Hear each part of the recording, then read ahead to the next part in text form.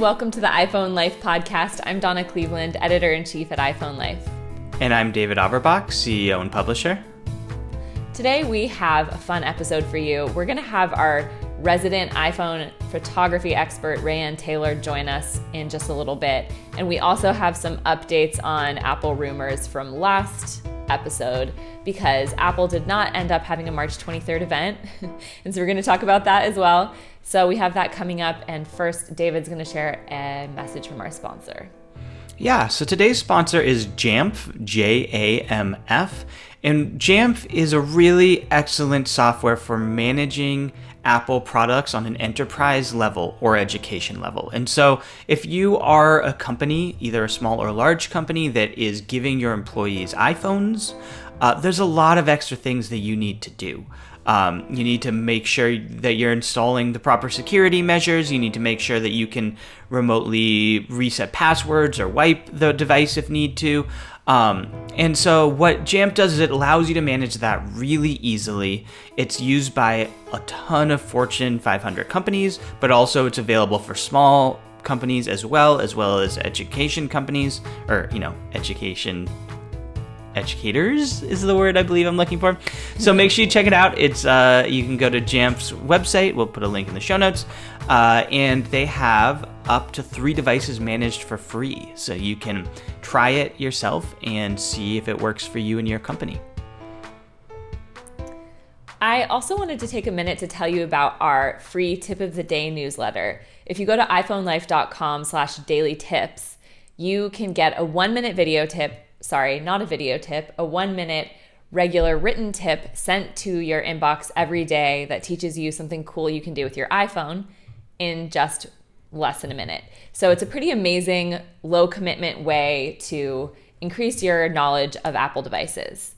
And I also have a tip that I wanted to share with you. I actually, David, want you to talk about it because I know this is like one that you're very passionate about, and that's how to clear up some storage space on your iPhone by deleting old backups. And at least I can tell you how to do it, and David can tell you why it's so great to do this. We've been doing this a long time, though we know our weird, quirky passions about iPhones. Yeah. So if you go into your settings app, if you go into the settings app on your iPhone, now you'll see a little profile at the top of your display. So you tap on that and you tap iCloud. And from there, you can scroll down and tap backups, if I can find it. iCloud backup. You know what? I'm going to open this tip. I'm giving false instructions here. I got overconfident thinking I remembered where it was in the settings app. So if you go into the settings app, tap the name at the top. I got that part right. Then tap iCloud. And then instead of tapping iCloud backup, you'll tap manage storage. From there, you'll tap backups. And there you'll see a list of all of your backups that you have available. And you'll see the most recent one at the top. That one you want to keep for sure. If you have the default settings on your iPhone enabled, your phone backs up every night when you're connected to Wi-Fi and plugged into power. And I think that's a really good practice.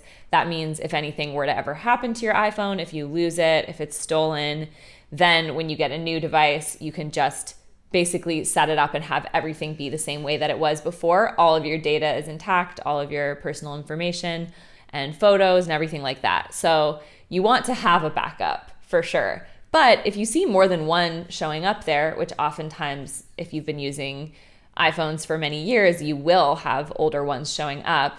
You don't need those. Those are old backups that you likely are not going to be wanting to use, and they can take up anywhere from 2 to 6 gigabytes of space generally. And so that's space that you could use elsewhere. And this is a little hack. I mean, David, you used to talk about this a lot more back when iPhones had lower storage, like 16 gigabytes iPhones. That it's been a long time since we've been having those. But some people listening might still have like a 32 gigabyte iPhone potentially if you have an older model. And so having an extra few gigabytes makes a big difference. Okay, so you are actually you're leading me really well into one of the points I want to make, because you're making a mistake. And this is a really common mistake to make. There is local storage and iCloud storage, and both of those need to be managed. No, you're good, because it's really confusing and everybody gets tripped up on this. So I want to clarify. Both of them are important and need to be managed, but for different reasons. So what Donna's talking about right now is iCloud storage. iCloud storage is what you need in order to back up all your devices. And then if you ever lose your device or you get a new device, it restores. So the reason why I'm really passionate about this is because I am so shocked by how many people do not manage their iCloud storage, and then their devices don't back up regularly, and then when they lose their device, they're just screwed. They lose all their contacts, they lose all their photos, they lose notes, you lose so much important stuff. So if you're listening to this and you are not having regular backups of your device, make sure you go turn that on. And in all likelihood, what you'll need to do, the reason why you're not regularly doing it already, is you need to clear out iCloud storage. Most people for iCloud storage have, there's different plans now. I'm looking right now. I have 200 gigabytes of iCloud storage because I have a family plan, but that's iCloud storage. And you only get 5 gigabytes for free. So yes. And so what most people do is they try to be cheap and they try to make it work with 5 gigabytes, which maybe you can do if you're having your photos backed up through a different service. But if you have photos included in that, there's just no way. So the tip that Donna's giving is a really good one, because a lot of times if you only have 5 gigabytes, or even if you're paying for like 20 gigabytes and you have an old phone's backup on there, it can be taking up like a quarter of your space. So clearing that out, it's scary to delete it because it feels like you need it. But if you have a phone in there that you are not using, or any device that you haven't been using for a long time, you're not going to need to restore that backup, especially assuming you have a backup of your new device. So you can feel free to delete that. Now, that is different than local storage. Local storage is how much storage your phone has, and that what local storage is used for is downloading apps, holding photos on your phone, videos, all of those things are how much you can download onto your phone. So podcasts. One is, podcasts, thank you. One is uploading to the cloud for backup, that's iCloud storage. The other is local storage. They both are like probably the most two annoying things you have to deal with in iPhone, is like managing both of those, and they're confusing. So I'm glad we were able to clear that up, and I was able to give my really passionate talk about it. I know. Yeah. It just shows if you get your iCloud and local storage mixed up, don't feel bad. I do too, apparently. Even Donna does. I think that managing your storage, it's always nice to have tips for that. We have tips like that, plus so much more if you go to iPhoneLife.com/dailytips and sign up. And next, I wanted to give a quick plug for our paid subscription, our premium service that's called iPhone Life Insider. And when you subscribe to this, you get full in-depth videos for each daily tip. You get in-depth guides on a variety of topics that will help you really hit the ground running with whatever Apple device you may have just purchased or just want to get the most out of. We also have an ad-free version of this podcast with premium content, a digital subscription to iPhone Life magazine, plus our full archive of back issues, and you get online live courses with expert instructors. And we are coming out with our iPhone Fundamentals course next month. So it's a great time to sign up. Once you sign up, you get unlimited access to all our courses, and you don't have to register or anything like that. You can just easily join whenever is convenient for you. So it's a good time to join now so you can get in on that course. You'll also get in on our Photos app course in June, which is all about photo management and editing your photos in the Photos app. And we do talk a lot about backing up your photos onto the cloud. I just wanted, because I feel like sometimes we underemphasize the fact that classes are now included. So this is our second time doing the iPhone Fundamentals course. We've completely revised the whole course to be up to date for iOS 14.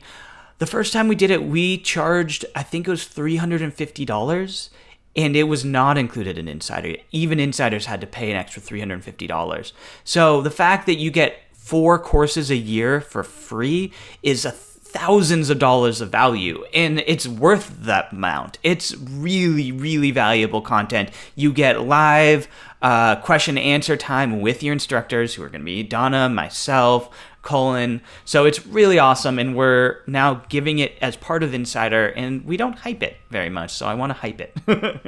It's true, and we've been adding now monthly workshops, so we have hour-long sessions on different topics.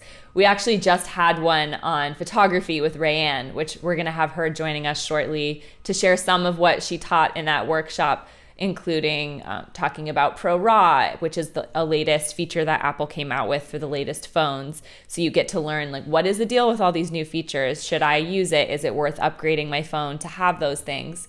She'll also talk about portrait and night mode as well. But anyway, if you go to iPhoneLife.com/podcast discount, you get 10% off your subscription to iPhone Life Insider. So I highly recommend you go and check it out now. It's a great time to be joining. And yeah, that's it. So I wanted to share an insider question this week. Part of our subscription is that you can send in any tech issues you're having or questions, and one of our experts will give you an answer. So this question actually is about ProRAW, so I thought it fit in well with our photography theme today. Here's what the insider asked. Your guide on ProRAW is good as far as you covered editing RAW files. We talked about that in the workshop as well, and we have a guide on it. I want to know what can be done with these files. Can they be exported to Facebook, Instagram, etc.? And can they be converted to JPEG and then saved to your camera roll in iCloud? So it's a good question, just like how do you really handle the format of RAW? By the way, I am not an expert in photography, so we'll have Rheanne explain to us what RAW and ProRAW mean in a little while. So the answer here is, if you edited the photo in your Photos app, it will save as a JPEG and be shareable in the usual way. If you want to share a ProRAW file from AirDrop, you'll have to tap Edit and then Revert before you're able to share it in AirDrop. If you edit it with a third-party app, the sharing options would depend on that app. But typically, I think the photos would be savable as typical JPEGs and therefore shareable as regular photos, including on social media. And that's something I want to ask Rheanne about. She uses Lightroom to edit her RAW photos, ProRAW photos, and so we can ask her how she shares from there, if they're automatically converted to JPEGs or PNG files, or whether she had to do something special to do that. But the short answer seems to be that if you're using ProRAW, it's still very easy to share those photos in the usual way and convert them to other file formats that are smaller than ProRAW. There's actually a little gem in here that's not particularly related to ProRAW that I want to point out, because this is a really cool, I actually had it on my list of things I've learned lately that I want to share. When you send somebody a photo, Apple typically strips out a lot of the data when you send it. So for example, if you're sending somebody a live photo, they can't view it as a live photo once you send it. Apple removes that feature when you text it to them. Same thing goes for if you send them a portrait. They view it in portrait mode, but they can't then go and edit which portrait mode it's in. There's a way around that, which is in this tip, which is if you AirDrop, actually, and I think when you're texting, it gives you these same options. When you're going to text, I think it's in the top, when you're texting a photo, it's a top bar that gives you options of how you want to send it. And the default will be to strip this stuff away, but you can send it you can send the original, which includes all of this data. So if you found, sometimes, for example, I'll take a photo and the photo's okay, but the live photo is really fun. Or if I'm sending a portrait mode, but I know they want to edit it, it's a really nice to know how to send them the actual original. And that was a little hidden tip in this other insider tip. Yeah, no, that is a really good tip. And actually, I don't know if I might have misread the AirDrop portion of the ProRAW. Was that you can actually, with AirDrop, you can share it in the ProRAW format as opposed to switching it to JPEG first. So if you were wanting to share it with someone like you would maybe want to share the actual live photo format via AirDrop, you might want to share ProRAW so that they can edit it with all of the extra size and editing potential with it. I think I had read it before that to make it sound like you first needed to switch it to a JPEG, which you don't. The one disclaimer I wanted to give with this is that Cullen said that he was having a hard time airdropping ProRAW files at all. It's a bit inconsistent from what he said. So I don't know if that's because it's new, but that's been our experience. I have a love-hate relationship with AirDrop. Like, it's a really convenient, but it does sometimes not work very well. Especially the two problems I tend to have with it are, if I'm sharing a really large file, which is probably why he's having trouble, because ProRAW's bigger files, or B, like sometimes people just won't show up. So somebody's sitting next to me with their phone, and I want to AirDrop it to them, and their phone just doesn't show up as an option in AirDrop, and it drives me crazy. But it's so convenient when it works that I love it. So I don't know. Yeah, I think when it works, it's like better than anything else. But definitely people not showing up who should be showing up is a common frustration I've experienced too. So we have some comments from our listeners from last episode. We talked about, great, while we're recording the podcast, I set everything up and then someone's mowing the lawn next door. So I apologize if there's a background noise. I can't hear it for what it's worth. You can't hear it? Okay, No. That's good to know. So last episode, we talked about how to close all your Safari tabs and the fact that neither of us knew this for a while, so it's easy to have like hundreds of tabs open. So we asked people how many Safari tabs they had open, and we had two people, it's funny, we had two people write in who had 500 tabs open. Phil said he had 500 tabs, and Matt says, I have 500 tabs open, but there are several I keep scrolling back to frequently. And that was Matt from Australia. And I was posting this in our work channel on Slack, and people were saying, we need to tell Matt to use bookmarks instead of trying to scroll through his 500 tabs. Yeah, I know. I was just thinking that exact thing. I'm like, that's all the more reason to clear out your tabs, Matt.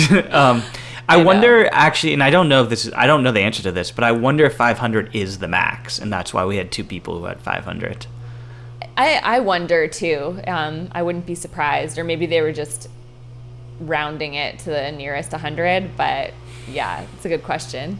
So we don't have a long news segment for this episode, but David and I did want to give you all an update that Apple is not having a March event. It might seem obvious because March is over now. But last episode, we talked a lot about March 23rd being the date that Apple was going to announce AirTags and new AirPods and potentially a new iPad Pro. Those rumors are still in play, but now have been pushed to happening in April, sometime in April. Even with Apple doing all virtual events now because of the pandemic, it would be very unusual for Apple to not at least give about a week lead time before officially announcing an event. So like pretty much the day after we published the last podcast, the rumors switched to being in April because that window kind of passed where Apple would have told us. A couple thoughts on that. First of all, that's unusual. Like Apple, when they have a spring event, I don't remember it ever being in April. Do you? Like, I feel like it was always in March. Yeah, no, March is unusual. So that in and of itself is interesting, and we'll see. Part of me thinks Apple's gonna not do it at all. That's not a real rumor. That's just a David guess. But also, I read a rumor that was really fascinating. I was talking to you about it, Donna, of why there were so many rumors that there was going to be an Apple event. Apparently, Apple did this intentionally. They seeded rumors in order to catch leakers in their own company. And actually, like the week where all these rumors came out, somebody in their company got fired for allegedly leaking Apple trade secrets. So I think what they did is they must have like seeded different rumors to each person that was suspected and then saw which ones made it to the media, and then they knew who was leaking. Which was just such a fascinating, I mean, all of it's interesting that they cared enough to do that they were like willing to mislead the entire world in order to catch it. It was so crazy. Yeah, since I've worked at iPhone Life, I feel like the rumors have been very accurate, at least leading up to the event where rumors are becoming more consistent. It's been pretty rare for them to not end up being true. And so this made me wonder if Apple is trying to push back on that and get more of their secrecy back. Yeah, exactly. And it didn't used to be that case under Steve Jobs. Like, we were regularly surprised by what was announced, to the point where I remember when Apple TV was announced and nobody knew that there was an Apple TV coming. And that never happens now, where there's a new product announced altogether that nobody had ever heard of. Like, that doesn't happen under Tim Cook. So I think you're right that they're trying to get some of their secrecy back. Yeah, and from what you've been seeing, David, are you still expecting the same devices as well, like AirTags, AirPods, iPad? I haven't seen anything change in the rumors, so I think it was more the timing of the event that has changed, but we'll see. Like I said, I'm kind of one, and by April, it's like maybe you should just wait till WWDC at that point. I don't know. They might just do press releases. We'll see.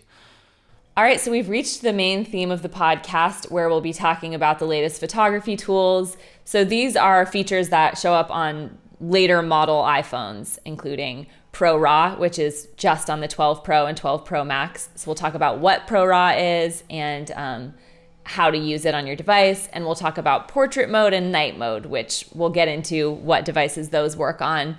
So I'm going to cut over to an interview with Rheanne Taylor. She's our senior video producer at iPhone Life and is an expert iPhone photographer. All right, we'll see you later, David. Thanks, guys. Hi, welcome, Rheanne. I'm so excited to have you here today to talk about the latest photography tools on the iPhone. Happy to be here. How are you doing today? Doing pretty good. Yeah. Good. So I'm so excited to have you on the show. Rand's been at iPhone Life for how many years has it been now? I think it's going to be 7 this year. Wow. And so I think this is the second time only we've had her on the podcast, but she is an amazing photographer and spends a lot of time outside of work just of her own accord, taking gorgeous photos, including macro photography, which I want to have you back on the show at some point to talk about that. But I really wanted to pick her brain about Apple's latest photography tools. The new iPhones have ProRAW, so we're going to talk about that because I've been curious about what are the benefits and drawbacks of using this feature, and also get her take on portrait mode and night mode and how to make the best use of these features. Because I, for one, was excited about night mode, but have noticed it's a little tricky to get the best shots, and portrait mode is sort of the same deal. So let's start out talking about portrait mode. Rheanne, could you first just let listeners know what portrait mode is? Yes. So portrait mode just creates a depth of field effect on your photos, which is what causes the background to be blurry. And it's a very common thing that you'll see in professional photography with nicer lenses. So this lets you take a photo with a sharp focus on your subject. And that's what people really like about it. And now, which iPhone models support portrait mode? So portrait mode is a little tricky, actually. So it works on the iPhone 10 and later, the iPhone 8 Plus, and the iPhone 7 Plus. But there are features within portrait mode that aren't available on all of those devices. For example, lighting effects is a feature in portrait mode, which allows you to add certain lighting effects in real time to your images. And that's only available, that's actually not available on the iPhone 7 Plus.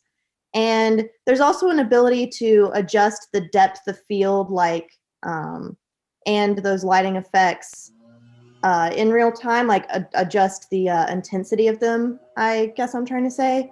And that's only available on the iPhone XS and XR or later.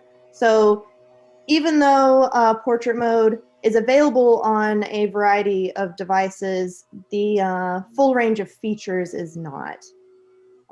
So that's good to know. For people trying out the features at home, you do have to have a later device to use it. But maybe this would be a good time to talk a little bit about what is your personal opinion of portrait mode, and if you don't have a device that has it, do you think it's worth upgrading just to have it? I mean, I actually don't use portrait mode a ton, but I use it frequently enough. I think that Yeah, in general, I think it's, I do really like the feature, but I really like my images to be very clear. And sometimes when I'm working with like moving subjects, portrait mode is not ideal. The subjects will end up being a little blurry, or the depth of field effect in the background will be a little wonky. Um, Is but that because portrait mode is sort of an imperfect feature on the iPhone, or is that just because portrait mode takes a longer exposure? I believe it's just that portrait mode takes a longer exposure, um, and it takes a little bit of time for it to like adjust the background appropriately. So that's probably it. But I do really love portrait mode. I I just don't find that I end up using it a ton. I end up capturing a lot of my images without using it. But I know a lot of people who shoot primarily in portrait mode because they really love that blurry background. So See, this sort of, oh, sorry, go ahead. I was just gonna say I definitely would not necessarily make your decision based off what I'm I'm saying right now. Uh, yeah, Although to me it sort of supports the point that I keep unfortunately discovering myself, which is that you can't rely on cool new features to make you a good photographer. Like right. even having portrait mode enabled, I've taken plenty of photos that didn't turn out very well, even though I was using this new effect. Same thing with night mode. So part of what I wanted to talk to you about is just what situations you do think these features are good for, and if you could share any tips for our listeners that could help them get better results, and for me to get better results from our portrait and night mode shots. So like when do you use portrait mode? Well, I mean, typically I will use portrait mode for like a portrait of a person, where I want the focus to be like 100% on them, for them not to have like, for there not to be like the distraction of the background, like what I have like, you know, going on behind me. It's like really nice to, when you're taking a shot of someone, for it to like be fully focused on them. So when I'm taking portraits of people, I tend to use portrait mode. When I'm taking photos of my pets, it's a little different just because portrait mode has a hard time with hair. If you've noticed, like it has a really difficult time. Like it will just create a very like harsh line around your pet. Or if you have curly hair, it'll sometimes like there will be a similar issue. That's gotten much better with the more recent iPhone models, but it still is not ideal to me. So I guess those are the instances that I would use it. There's also been times where I want to get a photo of even more mundane things like a plant or something that I just a cool new like product that I just bought, and I like really don't want the distraction of my like messy living room. And so in those instances, I'll turn on portrait mode, and it's like really good at like sort of getting rid of that background that I don't want visible. I've had the same thing where I've been able to kind of get away with taking either like a selfie with portrait mode or something like that. And I've been able to get away with having a background that's not very pretty, but it's blurred out so you wouldn't know. So that's Right. nice. Yeah. um, I think a big thing with me too is I actually have a nicer sorry, my cat is like oh, you should have Wesley get to meet everyone if all he's right, here. if he hops up back up on me, I'll do that this time.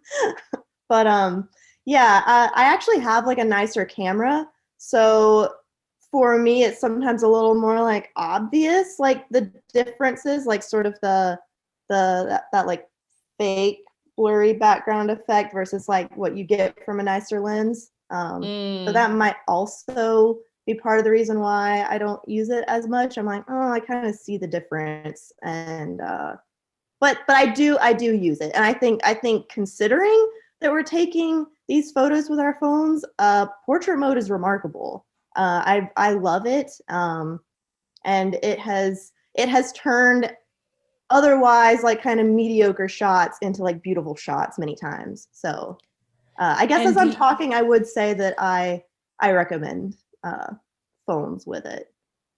Would you say, like, do you have any tips for how to make it look as pro as possible to so that it could be like at least closer to passing for a DSLR shot?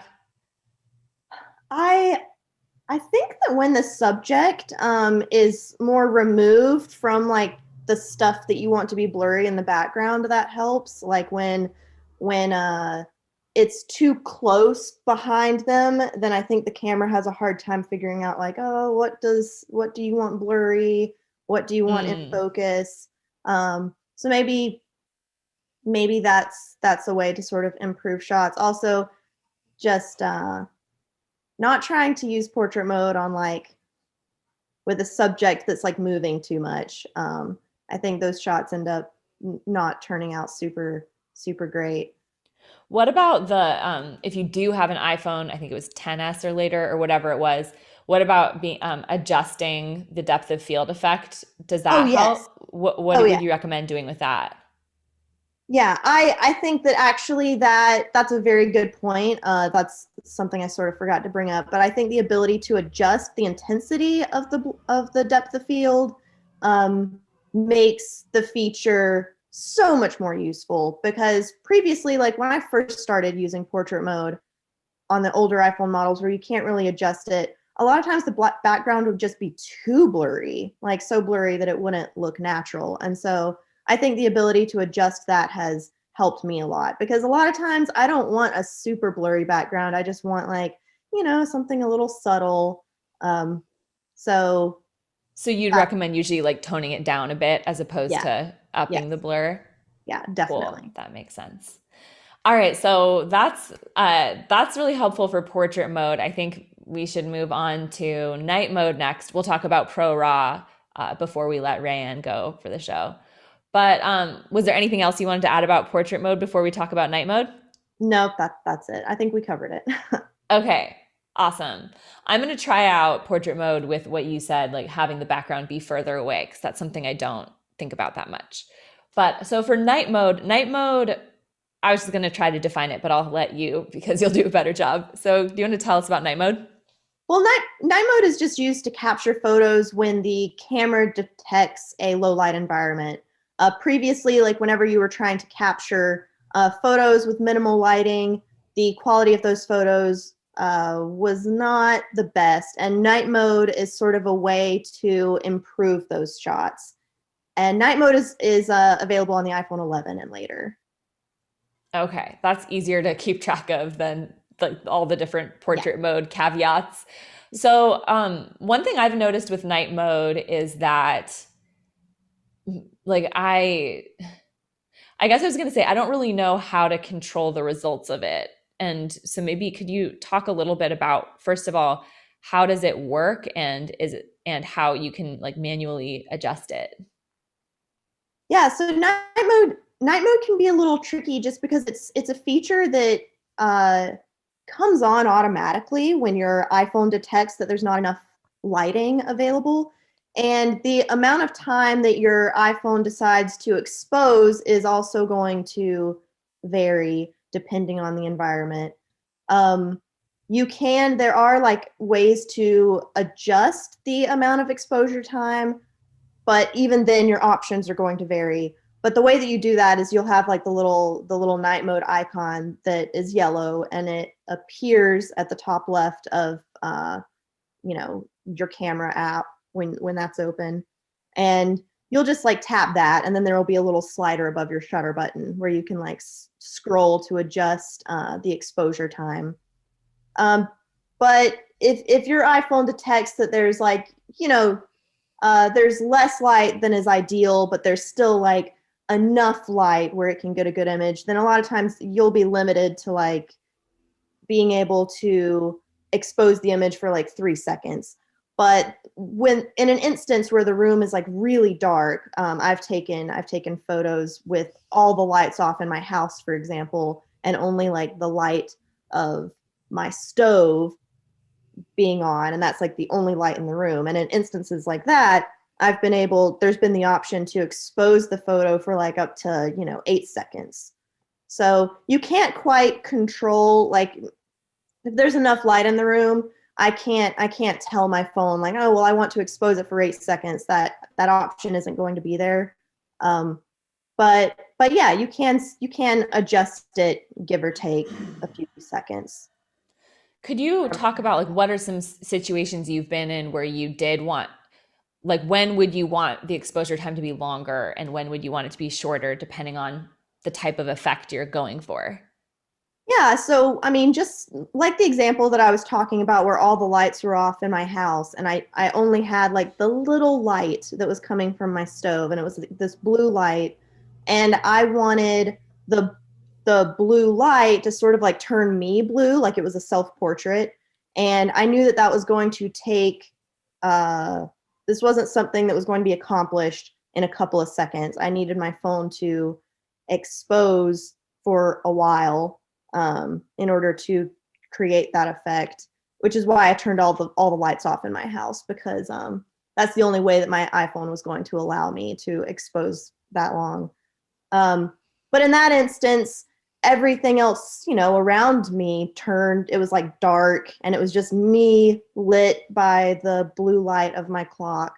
I wish I could just like show an example, but I don't really have that available right now.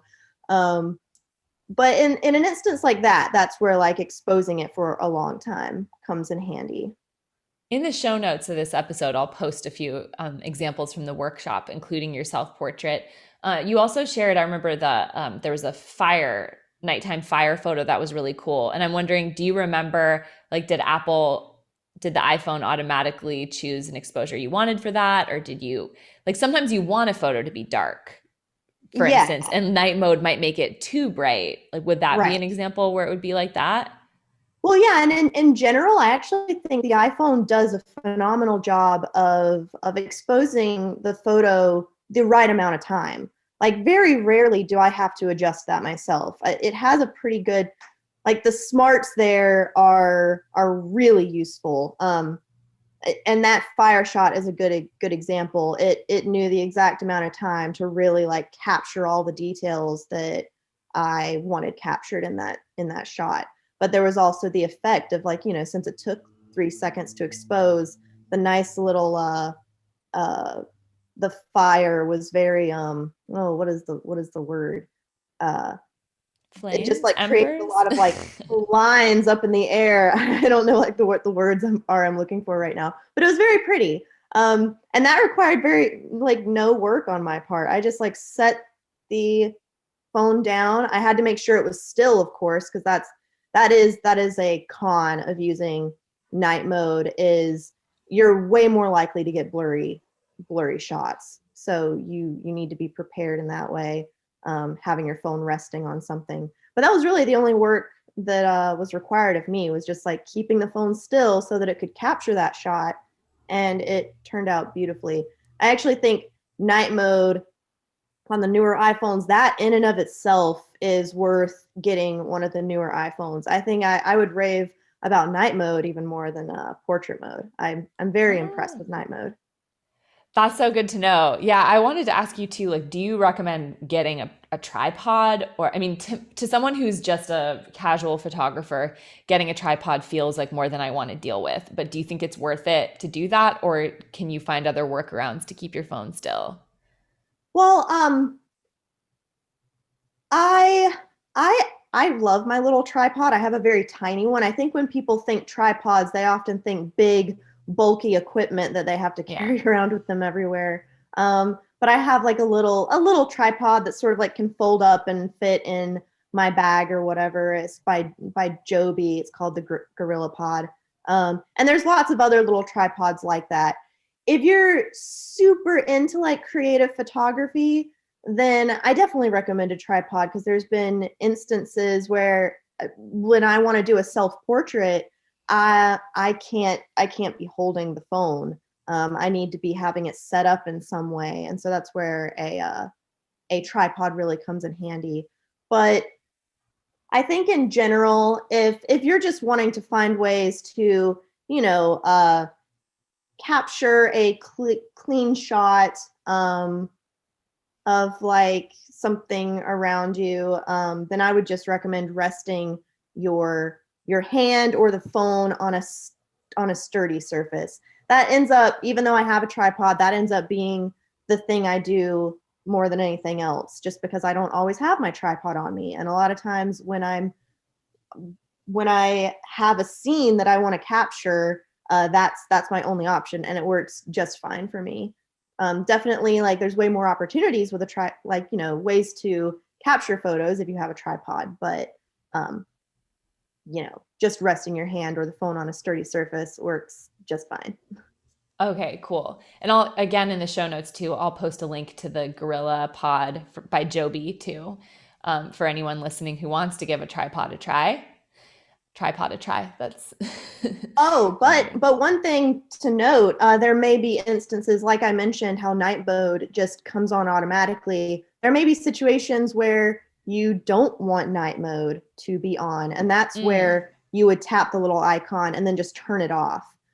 Because, like I mentioned, you're way more likely to get a blurry photo. So some situations I've come across is I want to capture like a group of my friends, and the iPhone detects like, oh, it's kind of like dark here, I'm going to turn on night mode, and then my friends are moving, they're all happy, and everybody's blurry, and I can't get them to be still. And so in that instance, I'm just like, okay, it's just better. It would be better for me to have a lower quality shot, but everybody clear and visible, than it would for me to have like a more nicely exposed shot, but everybody's got blurry faces and blurry arms and stuff.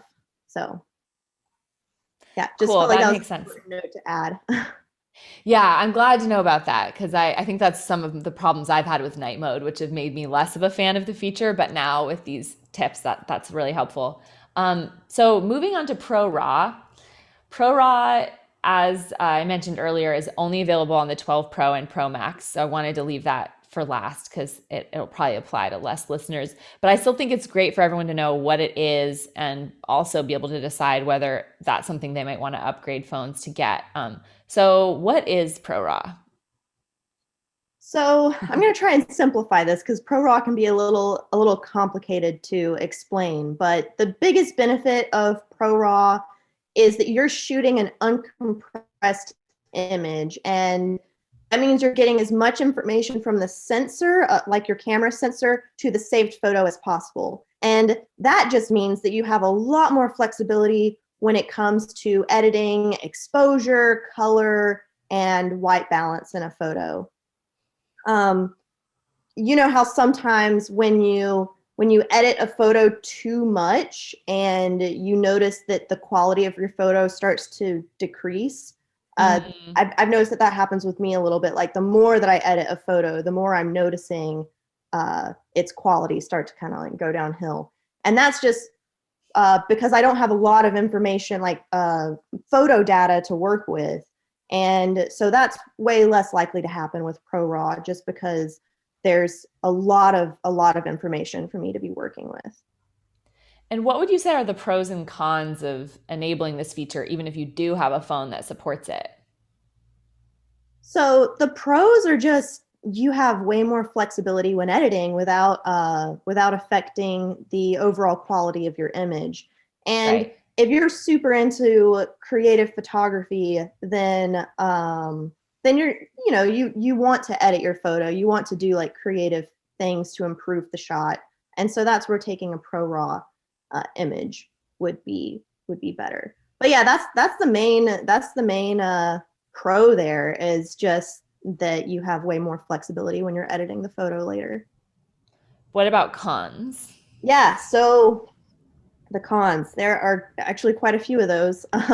You can't use ProRAW with live photos. So if you really like live photos, then you just need to remember that if you have ProRAW enabled, you're not going to be capturing a live version of the image.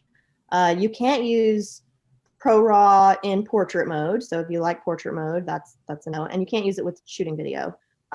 Another thing is that ProRAW images are really large. I forget the number. Was it 12 times larger than the 12 original? times, yeah. Yeah, so 12 times larger. And that's significant. So if you start just strictly taking ProRAW shots, you're going to use up the storage on your phone really quickly. I also don't think that it's necessary to take all of your photos in ProRAW format. I only enable it if I know that I'm going to be editing that photo later. There's like sometimes that you have a shot in mind, and you know that you're going to want to play with that shot later, and that's when I would like enable ProRAW. For my everyday shots of like my lunch or my pet, I'm not gonna like enable ProRAW. There would just be, I'm never gonna do anything with those photos, like. And but there's really no chance of accidentally keeping ProRAW on because of all of these cons. Your iPhone actually automatically turns ProRAW off for you. So even if you like turn it on in the camera app, the next time you open the camera app, it's going to by default be off. You actually have to think about it. You have to open the camera app and consider like, oh, I want this image to be shot using ProRAW, and then you have to enable it, turn it on, and it will turn off after a while of not being used. And in order for it to show up at all the first time around, even if you have a phone that works with it, you have to turn it on in settings first, right? For it even to show up as an option in the Photos app or camera app. Yeah, and I believe the way that you do that is you open the settings app, you go to camera, and then I believe it's formats. I can double check that actually. So formats. Got to catch up with my. Yeah. Okay. And then at the bottom beneath photo capture, you'll see Apple ProRAW, and you just toggle it on there.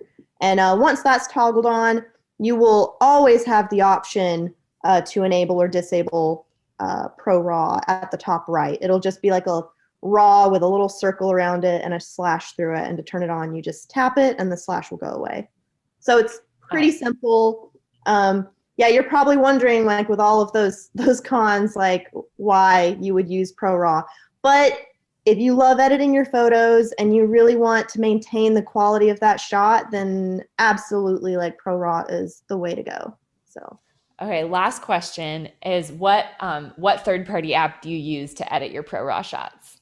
I use Lightroom, but I feel like there's so many different opinions out there, like, what people consider to be the best app. I believe somebody else in our company uses Photoshop.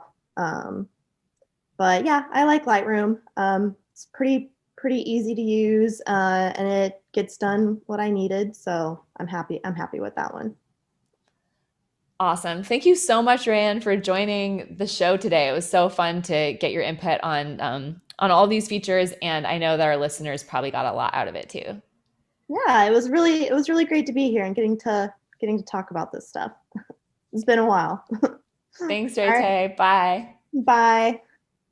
We did want to do a question of the week. After Rheanne's interview, we wanted to ask you guys how you're using ProRAW. First of all, are there any apps you're using to edit ProRAW? Are there any use cases that you found particularly helpful for ProRAW? So send us an email at podcast@iPhoneLife.com. All right. Thanks so much for tuning in, everyone. We'll be back in a couple weeks with the next episode. Thanks, everyone. Bye.